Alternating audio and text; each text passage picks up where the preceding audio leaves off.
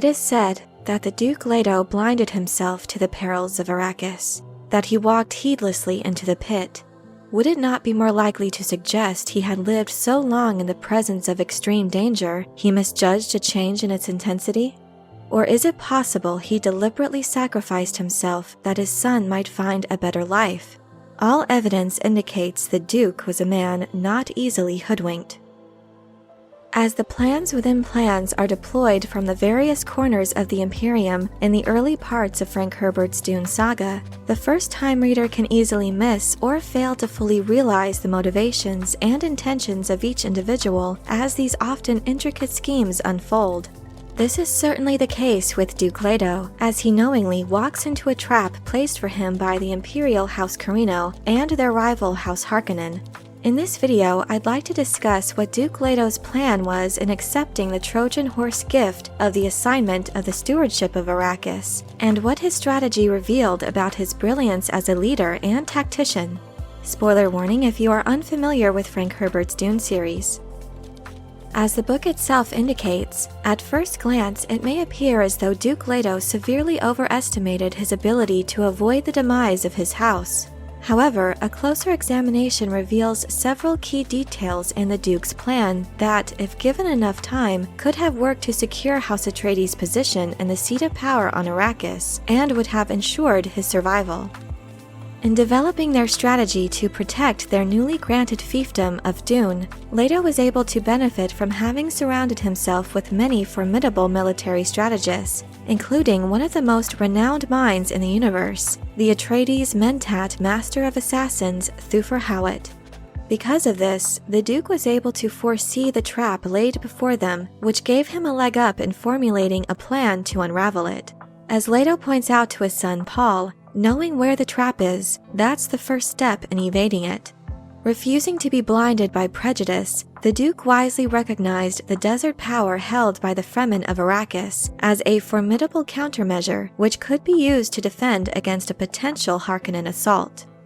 The fact that the Atreides and the Fremen both harbored a particular hatred for the Harkonnens made a prospective alliance between these two forces all the more possible.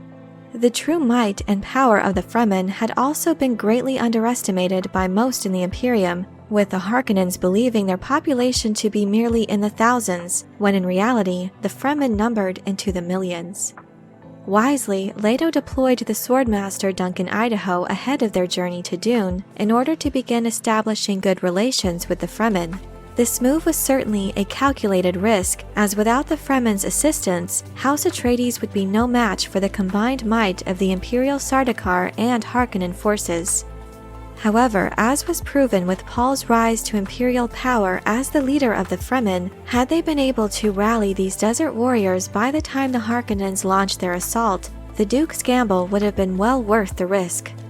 One major hurdle which the Atreides had to overcome on Arrakis was the pitiful state of the spice harvesting infrastructure that they were intended to use. While the worn-out equipment was left intentionally to hamstring the Atreides' ability to meet their spice quotas, the Duke proved himself cunning in offsetting this setback by his work to win over the loyalty of the smugglers, who themselves were already running an impressive spice harvesting operation of their own.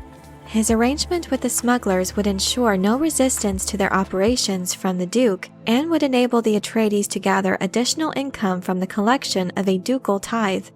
There were, however, a few critical miscalculations which cemented his fate and facilitated the initial fall of House Atreides. Because the Atreides had been so successful in garnering the undying loyalty of so many notable figures in the Imperium, it was almost unthinkable that someone within the Duke's inner circle could be persuaded to betray him. Add to this the fact that the traitor was the Suk Doctor Wellington Yueh, his treachery turned out to be a blind spot that not even the greatest and most astute Mentat could detect. As a Suk Doctor, Yueh had been conditioned to a point where it was believed to be impossible for him to take a human life.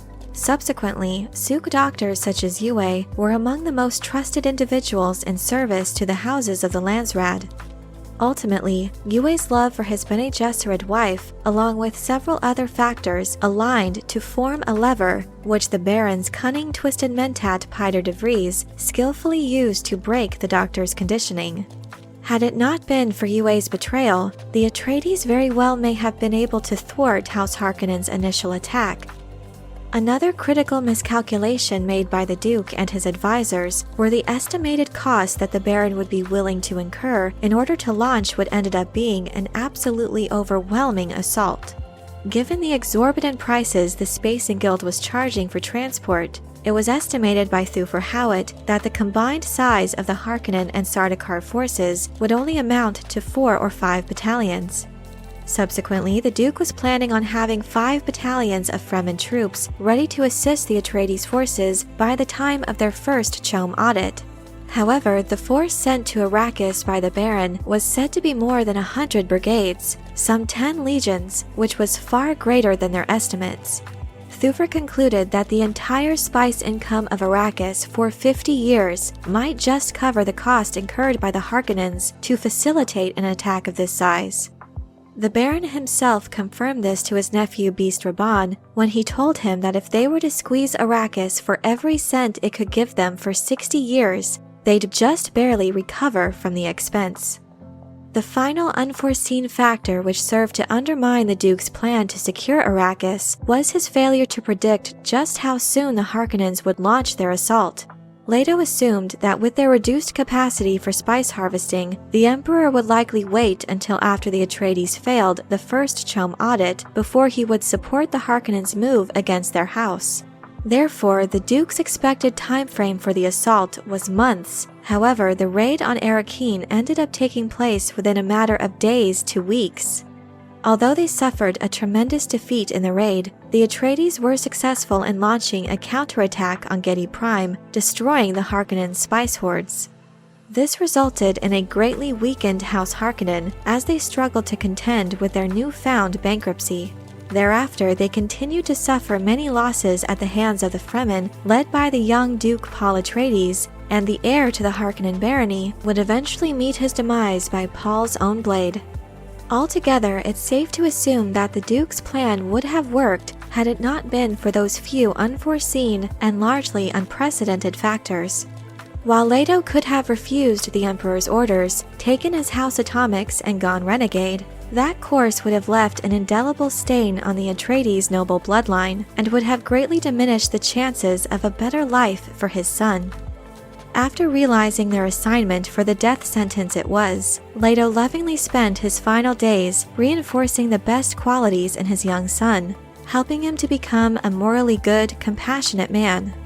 Those precious moments no doubt inspired Paul to carry on fearlessly in his father's footsteps, as he effectively implemented his plan, seeking to lead the Fremen to victory over the evil House Harkonnen, to usurp the Emperor, and to place House Atreides in the seat of ultimate power in the universe.